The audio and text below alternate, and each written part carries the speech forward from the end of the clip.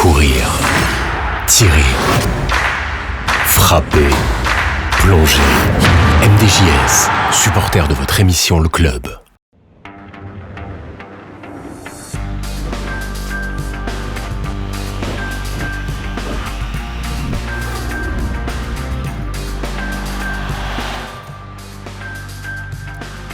Bonsoir les amis, bienvenue dans le club, édition spéciale, édition exceptionnelle de le club aujourd'hui. Exceptionnelle puisqu'on ne va pas parler de Ligue des Champions un soir de Ligue des Champions. Exceptionnelle surtout puisqu'on reçoit les amis, on vous propose la toute première sortie médiatique depuis qu'il est là au Maroc, du sélectionneur du Maroc, Walid Halilovic. Walid, bienvenue et merci beaucoup d'avoir répondu à notre invitation. Bonsoir à tout le monde et merci pour votre invitation.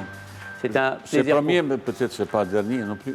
On espère que c'est exactement la première, que ça va super bien se passer et que vous allez revenir nous voir. Ramin Rahmouni, bonsoir. Bonsoir très cher ami, bonsoir les amis. Je suis extrêmement heureux aussi, non seulement de recevoir notre coach national, mais également de pas parler des événements récents. Justement, je suis quelqu'un de très sympa. Franchement, je suis quelqu'un de très sympa puisque avec l'accord de coach Walid Halilovic, on a programmé cette émission spéciale maintenant, après les matchs du Maroc contre la Mauritanie et le Burundi. Et, hasard du calendrier, juste après le derby, ce qu'on nous évite de parler un petit peu des sujets qui fâchent et de ce derby entre le WAC et le Raja. Reda Alali, comme je le disais, on ne va pas en parler, ce n'est pas la peine de bomber le torse. Bonsoir, bienvenue. Bonsoir. Non, mais ce que les gens doivent savoir, c'est qu'en fait, on a effectivement eu la possibilité d'accueillir le coach national. C'est un plaisir et un honneur. Mais en même temps, il a été mis sous pression par Amin, qui voyait le seul sujet capable de couvrir celui qu'on avait prévu de faire s'il n'avait pas accepté l'invitation. Donc, bienvenue. On a beaucoup de questions à vous poser et on est très content que vous soyez là. Et peut-être, après on ne va pas parler du derby, mais rapidement, vous étiez au stade. Comment vous avez trouvé, vous, ce derby WAC-Raja? Comme je le trouvais, je le connais déjà. Ouais. C'est ambiance était fantastique. Ouais. C'est impressionnant. Vous savez, comme entraîneur, je connais certains derbys en France, Paris-Marseille ou Lille-Lens, un petit peu régional, ou Nantes-Rennes. Mais c'est l'ambiance que je l'ai vue samedi dernier, c'était fantastique, l'ambiance était phénoménale. Je dois souligner et féliciter le comportement de joueurs pendant le match. Ouais. Il n'y avait aucun geste antisportif, ni provocatif, ni provocation. Je connais cette rivalité, je connais le respect. Et je suis très content sur le comportement de joueurs pendant ce match. Et d'un point de vue footballistique, rapidement, parce qu'on ne va pas trop parler du... Comment vous avez trouvé le niveau, l'intensité? Il avait une intensité, c'est la première fois que je vis vraiment intensité, et surtout deuxième mi-temps. J'ai vu pas mal d'intensité, quelques belles actions, mais surtout les façon comment il s'est déroulé le résultat, c'était quelque chose de fantastique. Il y a des gens qui sont en colère, d'autres qui sont très contents.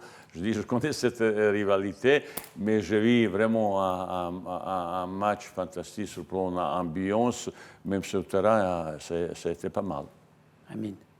Je crois qu'il a tout dit, c'était pas moi. Oui, effectivement, en termes d'ambiance, c'était exceptionnel.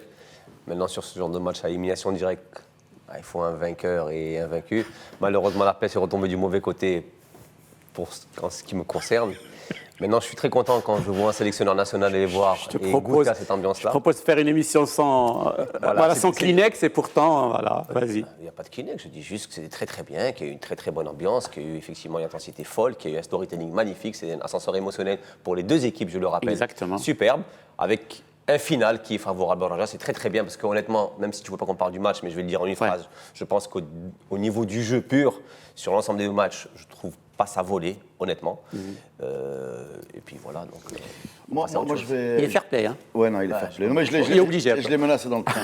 Dans le train, je l'ai menacé.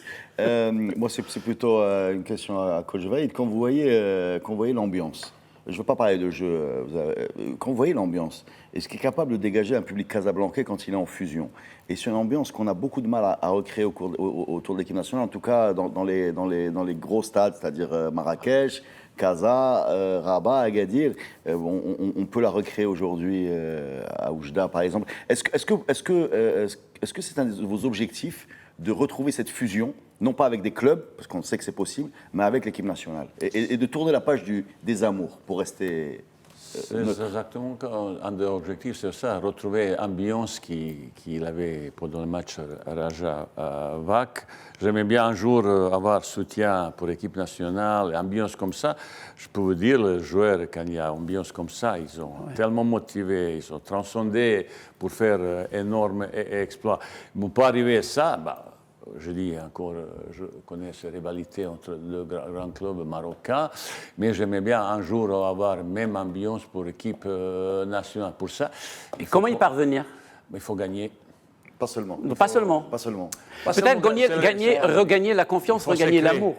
Il faut se créer cette ambiance. C'est un projet qui est vaste, qui va, comment ça s'appelle, engager pas mal de personnes compétentes pour créer cette ambiance. L'équipe nationale, c'est quelque chose de spécial, c'est quelque chose de sacré, surtout l'équipe nationale au football. Partout dans le monde aujourd'hui, c'est vraiment quelque chose, pas seulement sportif, c'est économique, politique énorme. On joue, mais j'aimerais bien qu'un jour, cette équipe nationale il devient vraiment fierté de tous les Marocains, pas seulement au Maroc, partout. Juste par souci d'équité et par amitié pour moi, j'ai juste demandé de revoir un petit peu le logo derrière toi, qu'on voit à l'écran, parce qu'il manque quelques étoiles d'un côté. Donc il serait. Voilà, exactement. Il y en a deux. Oui, mais on ne les voit pas. Donc il serait beaucoup plus juste de réviser tes cartes, parce que ça risque de froisser quelques susceptibilités. Alors, maintenant, par rapport à l'équipe nationale, effectivement, et l'ambiance, ça c'est beaucoup mieux. Je pense aussi qu'il y a un lien qui. Je ne suis pas le seul responsable de cette émission, il y a un réalisateur et je ne sais pas de quel côté. On lui demander ça gentiment. Je pense qu'il faut effectivement, au-delà des résultats, je pense qu'il faut peut-être retisser des liens qui se sont distendus au fil du temps. Et ça passe plus que des résultats, à mon sens aussi. Peut-être une communication un peu plus adéquate, le fait d'avoir des joueurs plus proches d'un public, le fait de recréer juste un lien et un peu d'échange qu'on a eu par le passé, mais qu'on n'a plus maintenant. Vous savez, je suis dans le football marocain depuis, je connais il y a quelques années déjà, 22 ans, et maintenant depuis 3 mois, je suis dedans, j'observe, je regarde, je suis tous les matchs depuis Coupe du Monde, après Coupe du Monde, comme ça. Vous savez, il y avait une euphorie. Après 20 ans, l'équipe nationale s'est qualifiée pour la Coupe du Monde, ça a été vraiment une fête nationale, tout le monde est euphorie totale. Ils ont fait bonne Coupe du Monde. Oui, on ne peut pas maintenant arriver aux demi-finales tout de suite. Il faut se calmer un petit peu. Un petit peu modestie aussi, je pense qu'on a besoin un petit peu au Maroc. Après, il avait une baisse régime, motivation, comme ça. Je connais la même chose à Algérie. Et l'échec, quand ça a été presque prévu. Et déception, il était partout. Les joueurs et surtout les supporters et comme ça. Et c'est maintenant au moment arrivé, la situation n'est pas toujours agréable. J'ai vu ce désamour entre les supporters, entre l'équipe nationale. Pour ça, quand je suis arrivé, j'ai demandé un petit peu le joueur de l'équipe nationale partout. On a un accueil exceptionnel au Oujda et comme ça. Mais ce n'est pas encore ça. Ça veut dire qu'il faut maintenant qu'on fasse notre bouche, qu'on se mette au travail et obtenir un résultat. J'espère que les gens ils vont apprécier notre travail et surtout on a besoin de bons résultats. Alors on va revenir avec vous, coach Wahid, bien entendu, si vous le voulez bien entendu, sur votre diagnostic quand vous êtes arrivé ici au Maroc, aussi votre projet de jeu, parce que des fois les gens se posent la question, c'est quoi la philosophie, c'est quoi le style Wahid Halilović, la com aussi qui est très importante et on le voit avec vous. Et bien entendu, si vous êtes venu au Maroc et on vous connaît, ce n'est pas pour la beauté du paysage ni pour passer des vacances, comme vous le disiez lors de votre présentation. Voilà, exactement. Très beau. Mais pour gagner des choses et pour triompher avec cette sélection marocaine. C'est un petit peu le programme général de cette émission. La première question que j'aimerais vous poser, après je laisse la main à Amine et à Reda, on a des fois l'impression que quand vous êtes arrivé, votre mission, en tout cas, vous avez découvert qu'en tout cas, que le travail et le chantier est beaucoup plus grand que vous l'imaginiez le jour où vous avez signé. C'est exactement ça. C'est exactement ça. C'est un chantier énorme sur tous les plans. Oui. Vous savez, j'arrivais à un moment, j'arrivais tout seul. Mon staff technique et tous les staffs que j'ai travaillé pendant des années, ils ont resté à Nantes. Et là, il faut reconstruire. Et l'adjoint est parti en équipe de France aussi? Oui, non, il est encore à Nantes. Ah, Nantes. Il est encore à Nantes, il travaille après moi, décembre, je pense qu'il va rester tout le temps en équipe nationale. Ils ont resté là-bas, je dois d'abord reconstruire mon staff technique, après staff médical, staff administratif, après d'autres choses, vous savez, qui est associées au fonctionnement d'une équipe, au très peu de temps. Après, surtout voir les joueurs préparés. Heureusement, on a 2 premiers rendez-vous, ça a été matchs amicaux, et j'ai essayé de revoir plus grand nombre potentiels candidats pour l'équipe nationale. Premiers 2 rendez-vous, ça c'est pas équipe A. Et certains joueurs ne vont pas comprendre ça. Et plus en même temps, il avait 2 équipes équipes olympiques qui ont compétition, et puis pas certains joueurs qui doivent jouer avec l'équipe A. Le match contre l'Algérie pour la qualification oui, c'est pour ça. Et ça me permet, j'ai utilisé pendant 4 matchs, je pense, plus de 30 joueurs joués. Plus de 40 sélectionnés comme ça, pour voir un petit peu ça. Moi, j'aimerais bien que les résultats soient encore meilleurs, mais pas satisfaisants, c'est presque tout à fait normal.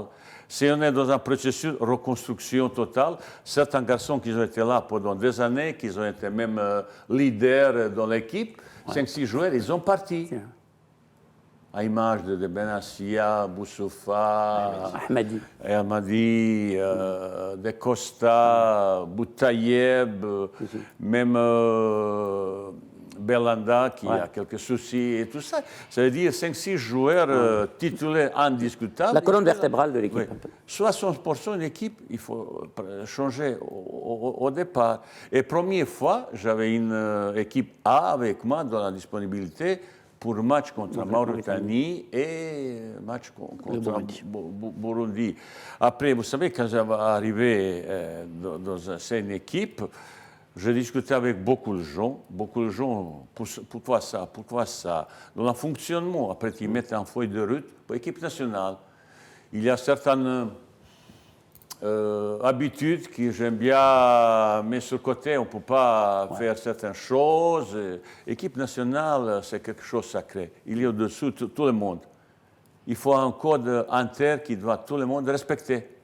Oui, il se passe beaucoup de choses. Et maintenant, il y a vraiment une discipline. Pas de discipline. Il y a un code qu'on doit respecter. Tout le monde dit qu'il faut respecter. On doit respecter. Mais, coach, vous savez, on a eu à peu près le même discours de la part de Hervé Renard à la même place, qui nous expliquait que pour lui, les raisons de nos échecs répétés à la CAN et de façon générale la sous-performance de l'équipe nationale, parce qu'il estimait que c'était en sous-performance, était liée à un problème de discipline, d'implication. On se retrouve 2 ans ou 3 ans après. On a l'impression, nous... Ça répétait la même chose. Non, mais... Parce que le problème est peut-être plus profond, le mal vient peut-être d'ailleurs. D'où vient cette propension qu'on a à ce manque d'implication? Est-ce que c'est la structure? Est-ce que c'est la structure de l'équipe nationale? Est-ce que c'est la nature des joueurs? Est-ce que c'est la structure administrative? Comment se fait-il qu'on est aujourd'hui à douter de l'implication et du sérieux des joueurs, alors que c'était quelque chose d'acquis et même de sacré, comme vous l'avez dit? Ça vient d'où, ça? Est-ce que c'est je vous laisse répondre parce que j'ai pas de... Juste rajouter par rapport à Reda, il a oublié une chose. Est-ce qu'aussi ça ne vient pas d'un problème de management tout en haut de notre fédération? Parce qu'effectivement, quand c'est récurrent à chaque fois et que chaque fois qu'un nouvel entraîneur ou sélectionneur vient et qu'il nous dit la même chose, est-ce qu'on n'a pas un problème de gouvernance tout simplement? Vous savez, deux personnages très importants dans toute la fédération, c'est le président et entraîneur, sélectionneur. Ouais. Ça, c'est deux personnages plus importants. Dans un fonctionnement comme ça, président sur le côté administratif, finance, comme ça, et sélectionneur sur le plan La gestion. gestion sportive. Après, vous savez, dans l'histoire du football marocain, vous regardez, tout le monde y parle le championnat d'Afrique, où on a gagné le Cannes. Combien de fois l'équipe l'a gagné? Il y a 50 ans. Il y a 50 ans. Pourquoi après ils n'ont pas gagné? Pourquoi, comme M. Reda il a parlé de certaines choses? Parce que peut-être les autres ils sont meilleurs, parce qu'ils ont mieux travaillé et comme ça. J'arrivais à même discours que j'ai eu avec Algérie. Il fallait même certaines choses radicales. Par exemple, moi, comme un ancien attaquant, je regardais un petit peu dans l'histoire du football marocain. Est-ce qu'il avait, à un moment donné de l'histoire, depuis siècles, un buteur comme Drogba et tout, comme certains joueurs classe mondiale, comme attaquant, buteur, il n'avait jamais ça. Mais pourquoi? Il faut se poser la question, pourquoi ça? La détection de le travail, pourquoi? Il y a des talents au Maroc, il y a des talents. Il a au pays, mais surtout à l'extérieur. Dans l'équipe U-17 de Belgique, il y a 7-8 joueurs marocains. Marocains, il y a un talent, existe. Après, pour arriver, pour gagner le titre, il faut rassembler beaucoup de choses sur le terrain et dehors terrain. Mais pourquoi l'équipe de, je pense que Cameroun, pourquoi il a gagné 5-6 fois le Cannes? Il faut se poser la question, une vraie question, pourquoi? Est-ce qu'il y a travail suffisamment? Est-ce qu'il y a assez de talent et comme ça? Pour reconstruire une équipe compétitive, il faut des années de travail. 3-4 ans, ça c'est 4 ans, Ouais. c'est olympique. Le problème dans l'analyse, dans le diagnostic que vous faites, c'est qu'on parle d'équipe de football marocain à travers son équipe nationale. Oui. Et c'est une grille de lecture parfaitement respectable. Mais en même temps, nous qui suivons le foot marocain à tous les niveaux, on a l'impression, en tout cas non, c'est confirmé par les résultats, qu'on a quand même des clubs qui, au niveau africain, sont performants. C'est-à-dire que... Le sont devenus. Oui, même, ils l'ont toujours été, parce que si tu enlèves 20 ans de boycott, tu es dans le top 3 africain. C'est effectivement, on n'a pas gagné autant de Cannes que l'Égypte. Ouais. Mais en même temps, voilà, le clubs. Raja, le WAC, Berkane, Marrakech à un moment, les Phares, le MAS. Le FUS sont tous montés sur la plus haute marche du podium africain. Et c'est pour ça qu'on a cette espèce de discours un peu schizophrène entre le foot marocain est nul, regardez notre équipe nationale. Ah non, le foot marocain est correct, regardez nos clubs. Comment vous articulez ça dans votre... Je vous ai expliqué ça. Oui, je veux bien. Le championnat marocain en Afrique, c'est un des meilleurs, peut-être parmi 2-3 meilleurs. La Botola. Botola, oui, Botola. Égypte, un petit peu Tunisie, peut-être. C'est ça. Ça, c'est 3 peut-être meilleurs Afrique du championnats. Sud, un peu. L'équipe marocaine, ils ont beaucoup de succès dernièrement. Ibaki, Berkane et tout ça, ils ont pas mal de succès. Pour ça, j'observe beaucoup de joueurs qui jouent locaux pour amener l'équipe nationale. Pour le football qu'on joue en Europe, au haut niveau, c'est un petit peu différent. Et tout le monde s'est fâché comme ça. Moi, j'ai passé quelques tests sur le plan physique, sur le plan intensité. Mais là-bas, c'est un petit peu différent. Oui. Une fois, j'ai parlé à Hakimi. Hakimi, c'est un phénomène. Là, il a masse grasse 7%. Même certains joueurs qui jouent en Europe, il a 13, 14. C'est pas la même chose, c'est pas le même athlète. Hakimi est capable de faire 80 mètres plusieurs fois au sprint gauche-droite. Mais pas tout le monde. Les Marocains ne parlent pas de Hakimi. Les Marocains savent que Hakimi est un joueur hors norme. Regardez les Champions. Il est hors norme, même par rapport aux joueurs européens. Oui, même par rapport aux joueurs européens. Par rapport aux joueurs européens. Alors, quand on fait un benchmark, marocains. les produits exceptionnels, on ne les prend pas en considération. Hakimi n'est pas un bon exemple parce que même au niveau européen, il est hors norme déjà. Donc, il faudrait prendre effectivement des gens auxquels on peut adapter à la fois européens, mais marocains aussi. Parce que tout à l'heure, vous dites une chose, vous dites le Marocain a des talents. Peut-être pas chez les jeunes, quand vous parlez d'avant-centre, mais il faut aller chercher du côté belge. Mais à ce point-là, vous êtes convaincu qu'ici, au niveau des jeunes, on ne peut pas faire éclore de grands talents. Former un buteur classe mondiale, d'abord, il faut né au départ, c'est inné un petit peu. C'est inné. On n'en a pas Après ici le qui- travail, qui ont- formation, détection, tout ça, si tu ne peux pas trouver un joueur classe mondiale comme ça, mais il faut chercher. J'ai eu même boulot équipe d'Algérie quand j'arrivais, cette situation encore. Puis j'ai cherché partout, surtout problème efficacité. Eh bien, j'ai trouvé juste à côté, dans un club, petit club, Slimani, Oui. Soudani, qui ont été là. Mais pour ça, je cherche, regarde, s'ils ont mérite, ils vont jouer. Est-ce que s'il va jouer d'autres Marocains à Bayern, mais s'il est le joueur qui joue au Maroc, il est meilleur, il va jouer. Pour moi, c'est rien à voir. Mais quand je vois certaines choses, comme vous savez, dans le travail, quand je vais, il y a, surtout sur le plan physique, sur le plan engagement et tout, tactique, ils ont encore un petit peu de retard. Mais c'est tout à fait normal. Et quand je parle comme ça, tout le monde s'est fâché. Oh, on te respecte. Mais je ne peux pas dire comme ça. Je regardais hier soir, avant-hier soir, match Liverpool, non, il y a 2-3 jours, match Liverpool-Crystal Palace. J'ai vu à un moment donné 9 joueurs de champions d'Europe. Liverpool, il est dans 11 mètres pour défendre. Contre Crystal Palace. Oui. Et là, 5-10 secondes après, j'ai vu 7 joueurs de la 16 mètres, équipe adverse. Mais vous regardez un petit peu le match au Maroc, même match au Baccarat. Vous regardez ça, vous trouvez ça? Jamais. Non, mais là, vous comparez avec le haut niveau mondial. Mais c'est ça, Là, équipe nationale. Voilà, ça c'est exigence. c'est une évidence. Moi, ce que je voudrais aussi, Vous cherchez encore aujourd'hui, vous dites je cherche, je regarde. Vous êtes encore en train de chercher? Ah, bien sûr. Bien sûr. Bien sûr, j'ai avec moi encore 4-5 joueurs que je dois visiter, voir. Je cherche maintenant.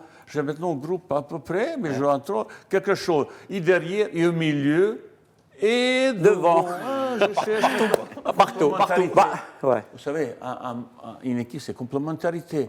De bons joueurs qui ont une qualité, ils ne jouent pas toujours ensemble parce qu'ils n'ont pas de complémentarité. Équipe, c'est un petit peu différent. Comme on est très suivi également chez nos voisins algériens, j'aimerais aussi que vous nous fassiez rapidement une petite comparaison un petit peu sur les deux footballs, les deux sélections. Est-ce que les similitudes qu'il y a pour vous au niveau de la gestion, ne serait-ce que de la sélection, en termes de gestion, juste C'est pas toujours facile au départ. Parce que, c'est un point en commun.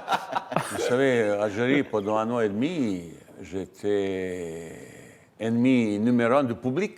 Tout le monde il m'a critiqué.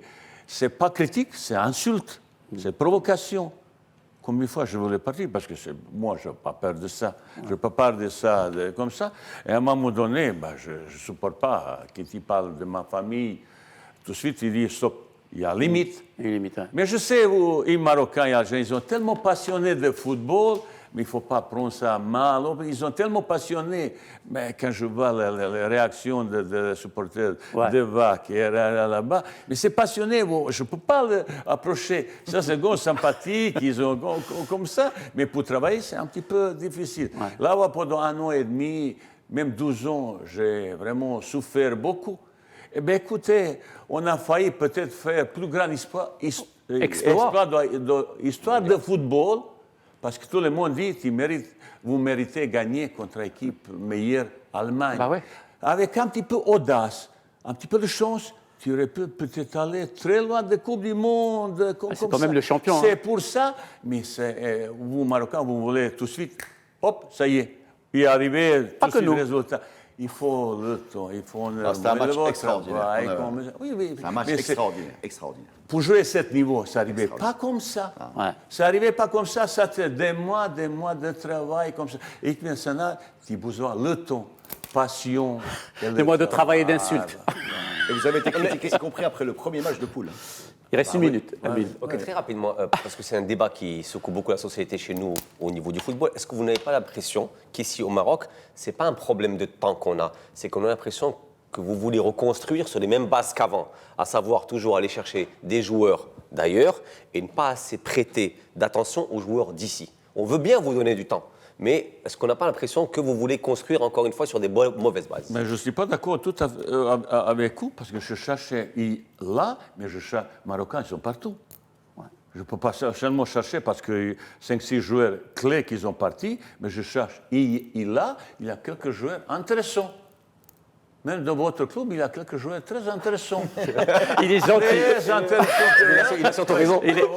Il a surtout Mais aujourd'hui, ils ne sont voilà. pas encore prêts pour être titulaires. Mais ils sont là, ils ont déjà joué. Mais étrangers, là, je cherche partout. Et à un moment donné, il faut le choisir. Voilà. Tu vois, on est sympa avec toi, Amine. Même au Wydad, il y a des joueurs très intéressants pour l'équipe du Maroc. Restez avec nous, les amis. On va se retrouver dans un très, très court instant pour la seconde partie de cette édition de Club spécial Coach Wahid Halilovic. À tout de suite. Bienvenue les amis dans cette seconde partie de Le Club avec notre invité Wahid Halilovic, le sélectionneur de l'équipe du Maroc. Avec lui, bien sûr, on va poursuivre nos débats sur l'actualité et les projets de cette sélection marocaine. Mais avant de poursuivre, je vous propose les amis cette petite vidéo qui reprend quelques-unes des punchlines de Wahid Halilovic depuis son arrivée à la tête des Lions d'Atlas. L'équipe nationale, c'est au-dessus de tout le monde. Je veux dire, je ne veux pas négliger surtout pas le football local. J'ai déjà expérience, j'ai vécu comme ça et j'ai trouvé Algérie 2-3 joueurs qui sont devenus après bons joueurs, mais pourquoi pas au Maroc. Votre pied, vous savez, ce pied, ça peut apporter beaucoup d'argent. Quand il ne joue pas, Harit, il fait tout pour entrer dans son club. Ça veut dire qu'il est intéressé que quand il joue. Et moi, je ne peux pas donner à personne garantie qu'il sera titulaire pour jouer. Sans chicha, c'est 32 cigarettes, 2 paquets de cigarettes. Et je peux dire, Latifi, mais c'est bien là-bas. Tu mets encore un petit dodo, alléluia, tu peux chanter. Hein? Aux 3-4 langues, il y a arabe, il y a français, il y a chinois, même au japonais. Alors moi, je vais vous le dire tout de suite, Coach Wahid, pour nous, les journalistes, on vous appelle des gens comme vous, des super clients. Ouais. C'est-à-dire, et nous, quand on fait des émissions après vos conférences de presse, franchement... Vous rigolez beaucoup. On rigole beaucoup. Moi, un petit peu moins. Ouais.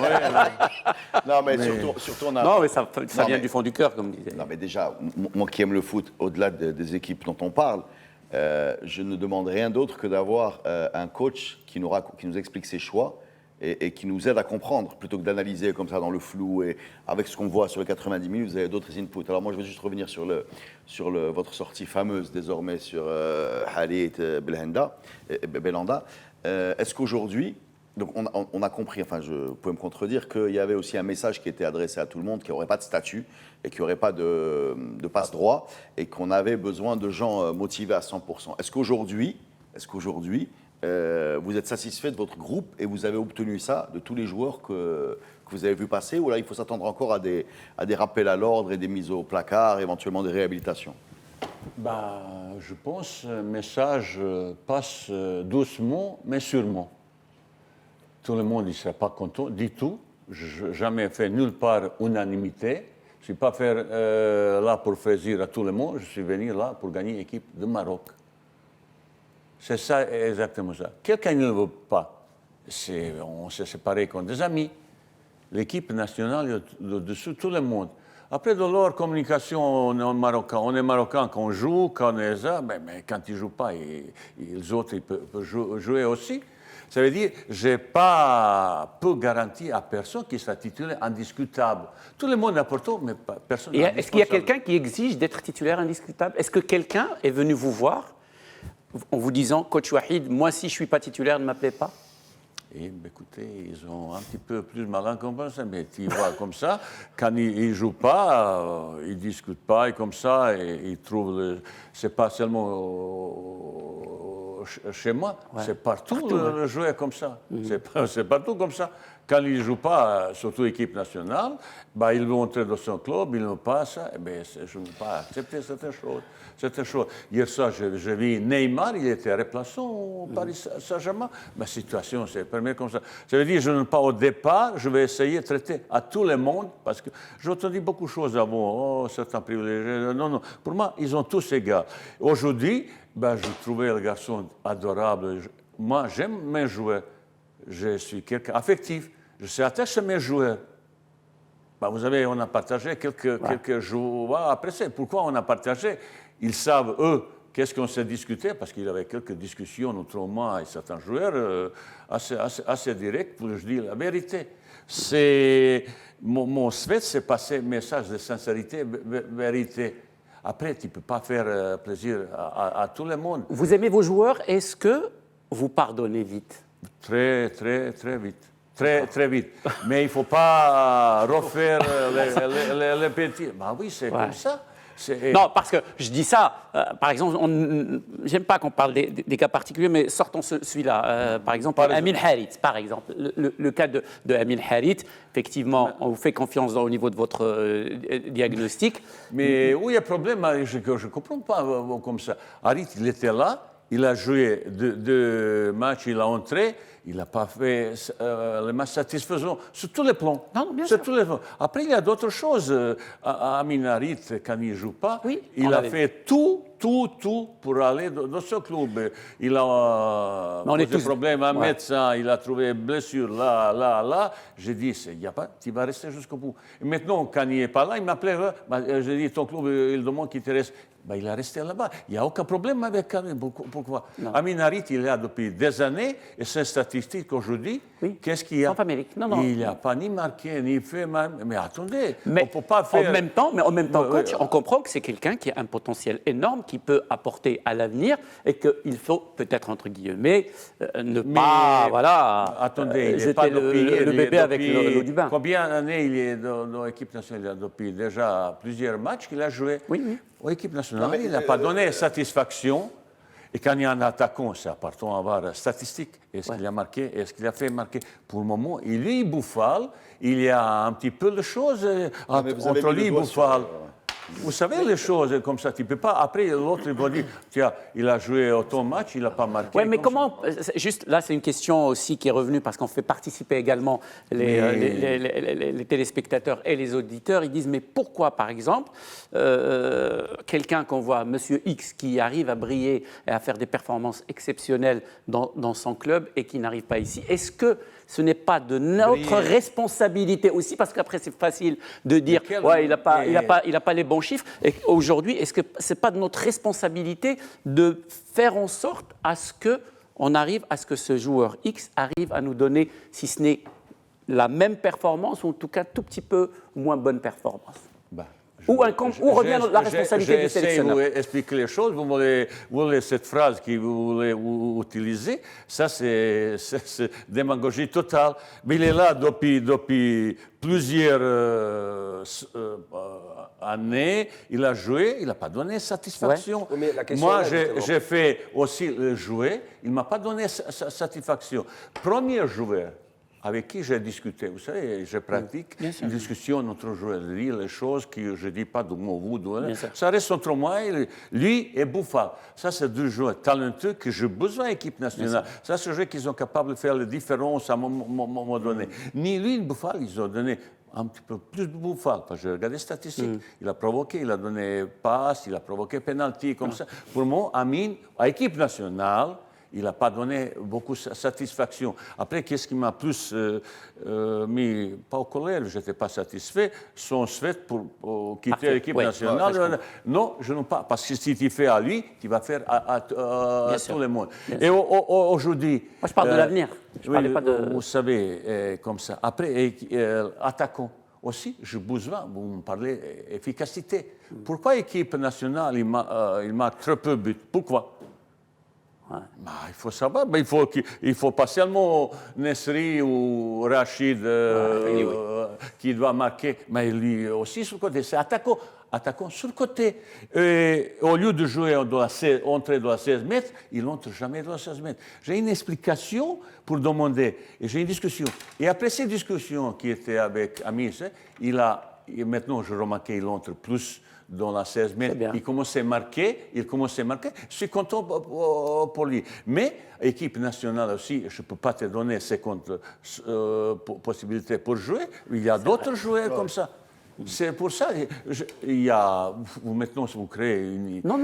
Vous savez, ça c'est partout. Pourquoi toujours, c'est meilleurs joueurs qui jouent Non, pas, qui n'ont pas convoqué. Non, moi, ce que je disais, pas par rapport. Oublions le cas de l'équipe du Maroc ou d'Amin Harit ou de Wahid Halilovic. On dit que le métier d'un sélectionneur, c'est comme vous nous les expliquez tout à l'heure, c'est de faire en sorte de faire évoluer le meilleur groupe possible. Voilà, parce qu'il n'y a pas beaucoup de. On n'a pas le temps pour travailler, on n'a pas le temps pour faire. C'est exactement ça. J'ai déjà, quand je dis, vous savez, Youssef El Nasri, sa situation est aussi c'est un petit peu, peut-être encore plus compliquée comme Harit. Vous savez combien de fois j'ai déjà discuté avec lui. On s'est même fâché parce que j'ai vu un comportement qui ne me convient pas. Et après, dans ma réflexion, est-ce que je dois continuer ou écarter? Parce que pour réveiller un petit peu, écarter, c'est facile ça. Bien sûr. Pour réveiller tous les bons joueurs, Exactement. bien sûr, je veux tous les bons joueurs. Même j'ai envoyé un entraîneur pour discuter, pour avoir une discussion différente, pas seulement avec moi. Un entraîneur, il est passé là-bas. Ils ont mangé pendant 3 heures, pendant 2 heures et 59 minutes, il a passé à la téléphone. Voilà. Il a dit oui, bonjour, oui, c'est tout. Voilà. Je lui ai dit, ce garçon, il faut. Oui, mais ça, prend une génération amine. Écoutez, avec garçon qui est adorable, mec. C'est adorable, garçon, super mec, qui traverse ce moment difficile parce qu'il ne marque pas. Et moi, je sais, quand il ne marque pas, il est malade. Vous êtes bien placé, vous, parce que vous étiez attaquant aussi. J'arrive à Nantes, je trouvais un joueur, Salah. C'est Emiliano. Emiliano, c'est la même situation. Et je dis, garçon, est-ce que tu vas m'écouter? Oui, coach. On a parlé, on discutait, mais surtout on a travaillé. Même chose je fais avec ça. Je fais la même chose avec Aminari s'il veut coûter. Mais il faut que sache qu'il gagne sa place. Vous voulez parce qu'il a marqué un but là-bas qui vous donne place gratuitement. Mais non, personne d'autre, ni Hakimi, ni Hakim Ziyech, personne n'a pas comment ça s'appelle, place assurée. Assurée et garantie. Que tout le monde bat. C'est ça que je veux amener, cet esprit de l'équipe. Vous allez voir dans 1 an et demi si je suis encore là. Sinon, c'est encore là. Ça va un petit peu changer cette chose. Est-ce que je réussis? Je ne sais pas, mais j'ai un petit peu d'expérience. Et au Japon, et Côte d'Ivoire, et tout ça. Au Côte d'Ivoire, il y avait un Drogba qui était à ce moment un des meilleurs joueurs du monde. Le roi de la terre. Il voulait aussi sa façon. Je dis, Didier, tu es gentil, hein, mais ça sera comme ça. On travaillait pendant 2-3 ans très agréablement. Ça sera avec tout le monde. L'équipe nationale appartient pas seulement aux joueurs, appartient à tout le monde. Et j'ai une grosse responsabilité dans le comportement des joueurs, histoire d'Abdallah et tout ça. Vous savez, vous faites une bonne transition. On vous découvre, la coach, et on voit un homme extrêmement chaleureux, humain, par rapport à l'image que vous avez très souvent laissé paraître, celle d'un homme passionné, effectivement, par rapport à l'image que vous avez laissé transparaître, celle d'un homme rigoriste, un peu dur. Mais c'est une image amine, pardon-moi, juste, ça va dans ton sens, c'est aussi, ça revient aussi à l'histoire, le parcours de coach Wahid Halilovic, aussi au personnage dans Les Guignols qui a fait beaucoup de tort. Je veux bien, mais est-ce que justement, coach Wahid, le seul truc, c'était la matraque à la rigueur. Voilà, quand on vous voit aujourd'hui comme ça, humainement parlant, c'est formidable. Mais par contre, parfois dans vos sorties, on a l'impression, et vous dites beaucoup aimer vos joueurs. Moi, je vois l'image que je retiens de vous récemment, je l'ai vu à la télé, c'est quand, suite à la disparition de Salah, vous êtes là sur un gros plan, sur un match de Nantes. Voilà, vous êtes extrêmement ému. On voit que Mais par contre, sur vos conférences de presse, parfois on a l'impression que vos joueurs, vous dites beaucoup les aimer, bien sûr. Mais bon, après, on a quand même, en très peu de temps, il a rué dans les brancards sur Harit, sur Belhanda, sur les joueurs locaux, sur Hamdallah. C'est vous, c'est pas. On les a vus. Qu'est-ce qu'on parlait? Il n'y a aucune affaire. C'est vous qui vous avez créé l'affaire. Il n'y a pas d'affaire. On a l'impression que vous les secouez quand même pas mal, médiatiquement, par rapport aux autres entraîneurs. Non. Donc le comportement que vous avez face à nous, est-ce qu'il est différent par rapport à celui que vous avez avec eux? C'est vous qui vous avez créé l'affaire. Il n'y a aucune affaire. Sur Hamdallah, il y a une affaire. Oui, mais vous cherchez un buteur. Il n'avait pas affaire avec moi. Oui, non, d'accord. Je Il y parle pas avait de vous. plusieurs affaires. Il y a une affaire. Mais la Elle n'est question, pas avec vous, mais il y a une affaire. Je n'ai pas posé ma question, coach. Est-ce qu'aujourd'hui, l'image que vous donnez face aux médias dans vos conférences de presse et le comportement que vous avez avec les joueurs est-il différent de celui que vous avez en privé avec eux? Écoutez, je suis, comme on dit, monsieur Yaguignol et tout ça, je suis quelqu'un sincère, honnête. Je n'ai pas peur de dire la vérité en face. Mais n'importe qui. Je remercie à tout le monde. Il y a d'autres joueurs aussi. Ils ont dit, bah, OK, mais j'aimerais bien peut-être récupérer un joueur, mais ils ont dit non. Et pour ça, je dis, oh, OK, ça c'est votre choix. Ce n'est pas mon choix. Voilà. Deuxième question pour aller vite, et là je pense que vous pouvez peut-être plus développer, la question est rapide, c'est Ziyech est clairement, en termes déjà de système offensif, ce qu'on a de plus abouti, on le voit dans les terrains européens. En même temps, il a un rapport avec l'équipe nationale qui a mal commencé, voilà, et ensuite il s'est retrouvé propulsé meneur de jeu avec beaucoup d'attentes par rapport à ce qu'il faisait en Ligue des Champions. Il y a eu cette fameuse CAN loupée, qui avait aussi une Coupe du Monde loupée. C'est qui pour vous Hakim Ziyech? Comment vous voulez le faire jouer? C'est un capitaine? C'est pas un capitaine? C'est le dépositaire du jeu? C'est un joueur de côté? Dites-moi vous, parce que je sens bien, il est au cœur de cette équipe du Maroc. C'est vrai, il y a pas mal de choses à dire. Hakim, ça doit être, je dis, j'étais triste et même choqué l'autre jour quand ils ont sifflé Hakim Ziyech. Si vous partez à l'Europe, on parle de Hakim Ziyech, Hakimi, Mazraoui, tout ça qui joue. Au Maroc, on siffle. Et là, j'ai très mal pris. Après, est-ce que cette performance correspond à la performance à Ajax? Peut-être pas. Ce n'est pas la même performance qu'il avait. Mais pourquoi? Mais là-bas, depuis des années, je avais joué connaît dans l'automatisme, dans la complicité, complémentarité, tout ça, c'est autre chose. Pour ça, je dis, il faut le temps comme ça. Après, le football qui joue au Ajax, tout le monde est au moment. Là, au Maroc, pourquoi on ne marque pas? Un des raisons, mais tout le monde demande ballon dans la pied, mais pas dans la 16 mètres, pas dans la profondeur, comme ça.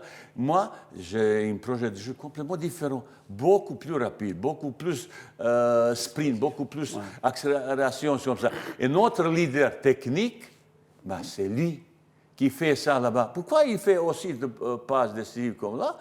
Contre Mauritanie, il a fait 7-8 passes. Oui, il est très bon. Là-bas, il marque. Là, ils n'ont pas marqué parce que j'ai besoin, j'ai expliqué, j'ai rassemblé tout le monde. Là, quand Hakim il a le ballon, proposer profondeur, pas le pied. Il faut que tout le monde il est au mouvement et au mouvement. Mouvement sans ballon. Et là, non, chacun il veut ballon, il met dedans et même dormir avec ballon. Non. Je propose quelque chose d'autre. Mouvement sans ballon et Hakim va être trouvé même à 50 mètres. C'est-à-dire qu'il y a pas mal de choses, des idées de passer qui un jour on trouve un petit peu plus d'efficacité. Coach, moi je peux pas.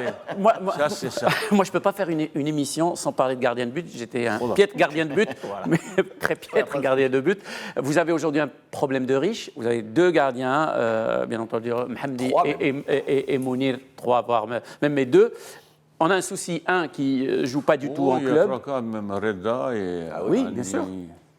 Mais, il y a 3-4 garçons. Mais aujourd'hui, les deux joueurs, les deux gardiens qui se sont succédés, en tout cas ces dernières années, c'est bien entendu, qui a joué les deux matchs importants. Donc l'équipe A, c'est Yassine Bounou et Mhamdi. Est-ce qu'il y a une hiérarchie? Mais quand je dis hiérarchie, aujourd'hui, j'ai fait Yassine pour jouer. Pas seulement lui, parce qu'il n'a pas grand-chose à faire. Il avait touché 2 ballons pour 2 matchs. Ouais. Et on n'a jamais ça constaté, que notre défense, il était pas mal. Ouais. Et plus, on a joué assez offensivement avec les formations très offensives. Et on a touché 2 ballons gardiens touchés. Pour le moment, il est là. Mais s'il fait mauvais match, il y a quelqu'un qui va remplacer. Ouais. Mais chez moi, je dis encore une fois, il n'y a pas quelqu'un indiscutable. Ouais. Peut-être dans 12 ans, quand je vois ça, aujourd'hui, il n'y a pas aucun joueur indiscutable. Tout le monde, il doit être un petit peu bousculé dans son... Et pour tirer le meilleur de tous ces joueurs. On arrive presque au terme de cette édition de Club, mais avant de terminer, moi j'aimerais bien jouer avec vous un petit questionnaire rapidement pour que les gens apprennent aussi à vous connaître. Plutôt Messi ou Ronaldo? Messi. Guardiola ou Klopp?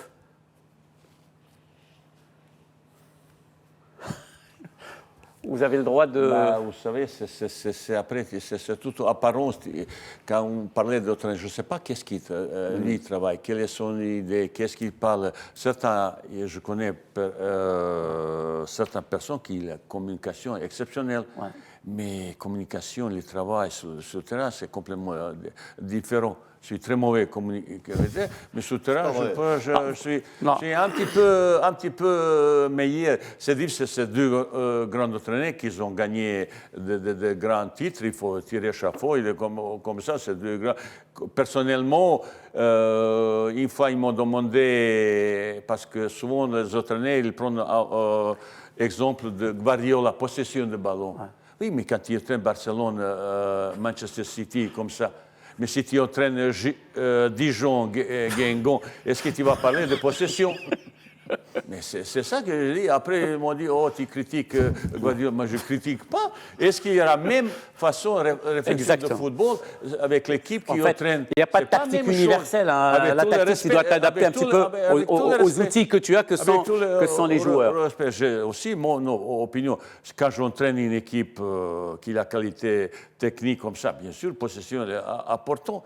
Mais quand tu entraînes l'équipe qui n'a pas cette capacité, et certains pour passer bon message, parce que tout le monde il dit projet de jeu, on joue offensivement, on joue possession, et vous, journalistes, vous tombez tout de suite amoureux ou supporters, ou d'autres personnes, ou dirigeants, ils aiment bien ça, mais la vérité, c'est un petit peu différent. Tu joues avec l'équipe qui tient. Aujourd'hui, par exemple, j'aimerais bien que l'équipe de Maroc, il marque plus. Tout ce que j'ai vu depuis 3 mois, je pense que j'ai vu équipe nationale, j'ai vu centaines de matchs. Maintenant, je connais un petit peu ça. J'aimerais bien que cette équipe il marque plus. Je suis ancien attaquant. Pour marquer, moi, je sais qu'est-ce qu'il faut faire. Qu'est-ce qu'il faut faire? Quelle organisation? Okay. Mais il faut trouver le joueur, il faut trouver le jeu. Et ça, c'est fait pas comme ça, au 2-3 entraînements. On va poursuivre le jeu et ce questionnaire. PSG ou Nantes? Vous savez, non, je suis pas, je suis pas politicien. Je ne suis pas ni diplomate, ni pédagogue. Comme ça. Je suis quelqu'un, je dis comme ça Michel. toujours. Oui.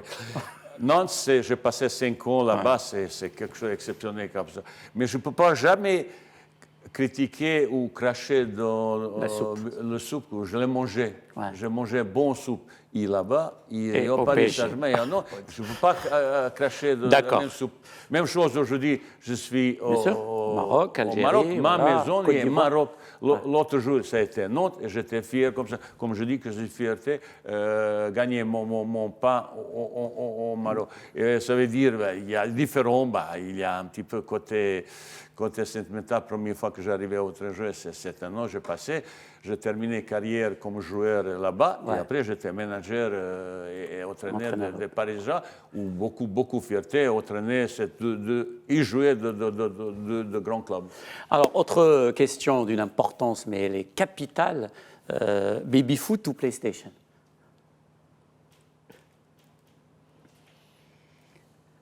Vous êtes spécialiste du baby-foot. Ni l'un ni l'autre, je n'ai pas le temps ni pour l'un ni pour l'autre.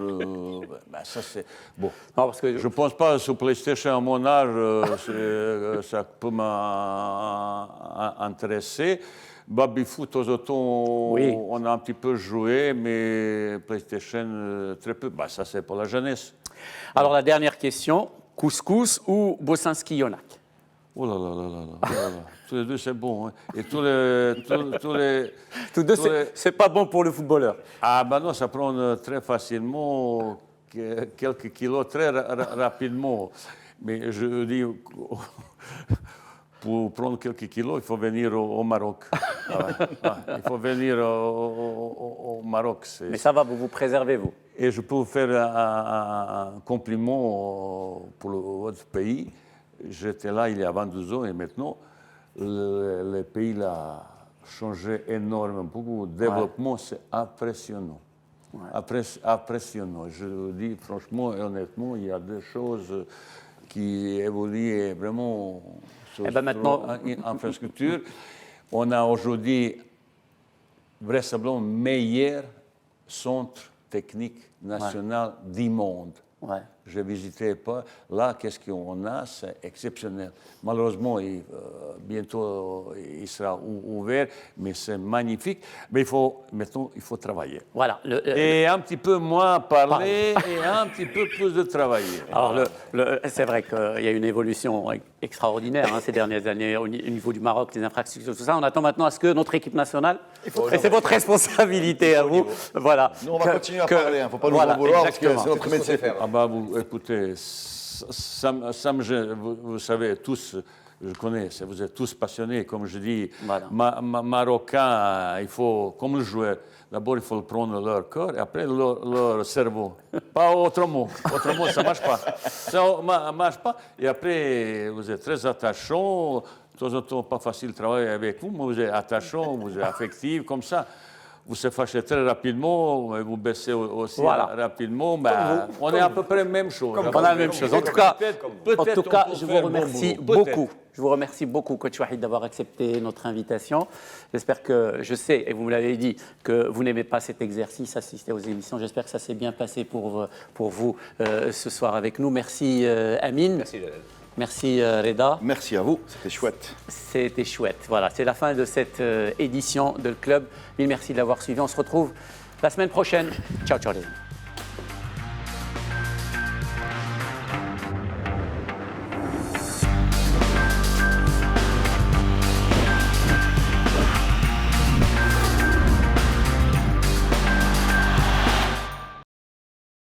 Recommencer, repartir et y arriver. MDJS, supporter de votre émission Le Club.